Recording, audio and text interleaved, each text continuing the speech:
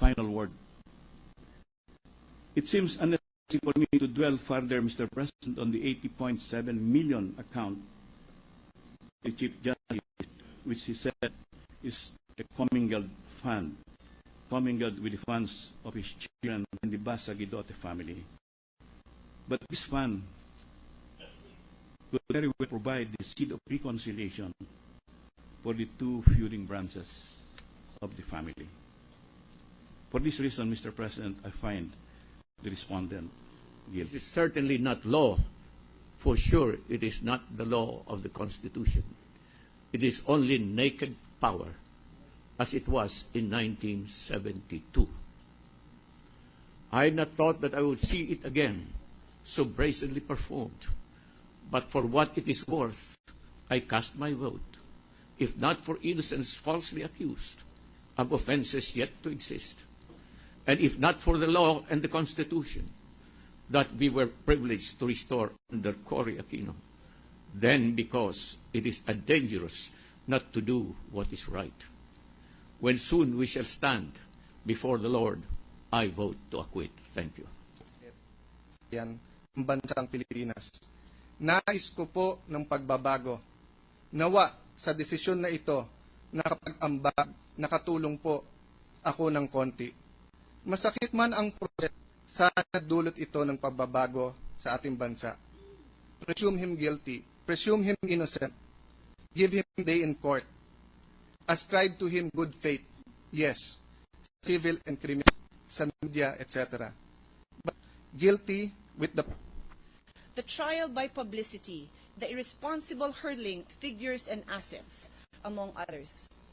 My fervent hope that those accused of wrongdoing and all those in public service should not hide behind our titles. We must come clean and give meaning to the constitutional requirement that we declare all our assets. Mr. President, on the accusation of the respondent guilty. Nagtrabaho ako abroad. Nagka-cancer ang tatay ko. Bumalik ako. Sabi ng tatay ko, mag-resign ka nga dyan sa trabaho mong yan. Wala kang silbi sa bayan mo. Magsilbi ka sa sarili mong kababayan. Nagsilbing na nga ako. Pero kung ang politika ay mangingibabaw sa batas, wala na rin akong silbi. Bayan, kayo ang matol sa ginagawa dito sa impeachment trial. What's your vote? Would you be very surprised if I say that I vote not guilty? Filed inaccurate and false salience to conceal his enormous wealth. Where our Constitution and our laws require disclosure, he chose the path of concealment. He has lost his moral fitness to serve the people. He has betrayed the public trust. He cannot be Chief Justice a minute longer. I find the respondent guilty of Article 2. At hindi gaganda ang buhay ng ating mga kababayan. Mr. President, ano man ang maging hatol natin sa hapong ito, nais kong sabihin to the Chief Justice and his family, I wish you well.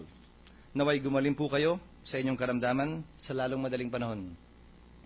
Patnubayan nawa kayo at tayong lahat ng Diyos, kaugnay ng malaking hamon at pagsubok na sabay-sabay po natin kinaharap at pinagdaanan nitong mga nagdaang buwan. Mr. President, on Article 2, I find for the complainants and render judgment against the respondent, Chief Justice. Sa pinakamataas na batas ng bansa. The Constitution above all. Ginoong Pangulo, batay sa ebidensya, sa mga mismong mga sinabi at pag-amin ng nasasakdal, at bilang pagkilala sa kasagraduhan ng saligang batas ng Pilipinas, ito ang hatol ko. Ang nasasakdal na punong mahistrado ng Korte Suprema ay hindi na po karapat-dapat sa pagtitiwala ng sambayanang Pilipino. Mr. President, I vote to convict the accused Chief Justice of the Supreme Court. Maraming salamat po. Be judged.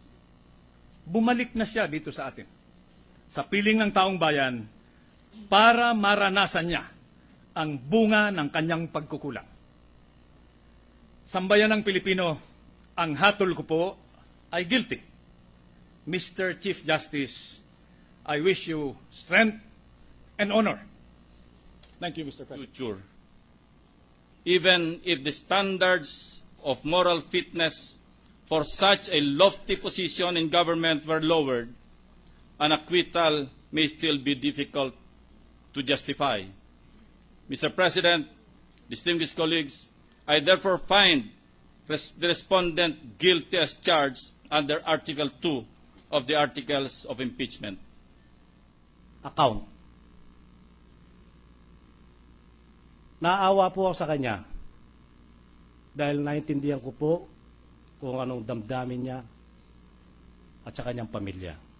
Nararasan ko rin po yan. At sana, pagkakataon ito, pasasalamatan ko siya. Dahil nung pangalawa kong panalo bilang senador, sa kanya ako nanumpa bilang isang senador. Pasensya na po. Pasensya na po. Ang hatol ko sa inyo, guilty. And widespread distrust on the highest institution of our judicial system. We also lower the bar of public accountability of government officials. It was not easy. It is painful. But we must do it. I therefore vote for removal from public office. I vote to convict. We must be very, very careful and very, very fair in making this decision, because what we do today will reverberate throughout our social and political history, affecting generations beyond ours. When the furor has died down and this political storm has subsided, I know that, like Lady Justice, we shall find solace in the fact that this decision, though maybe not popular, was fair, impartial, and just. On the arguments presented and on the ground that the presumption of innocence has not been overcome, I vote to acquit the Chief Justice of the Supreme Court. Face the Miss Floreses of our country, whether in Mindanao, the Visayas, or Luzon, we must be able to tell them that justice is, to the best of our ability, being applied equally to the rich and to the poor, to the powerful and to the powerless. The Senate Impeachment Court must restore the people's faith in the judicial system.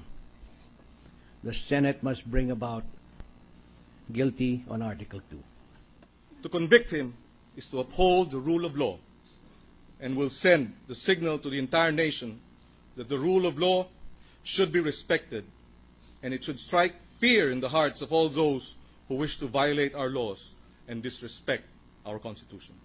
For this reason, I find the Chief Justice guilty. 3.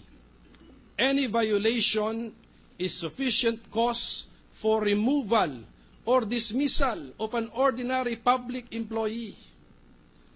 Ang patakarang pinapatupad para sa pangkaraniwang empleyado ng gobyerno ay dapat ding ipatupad sa punong maestrado, sapagkat tayong lahat ay pantay-pantay sa ilalim ng batas.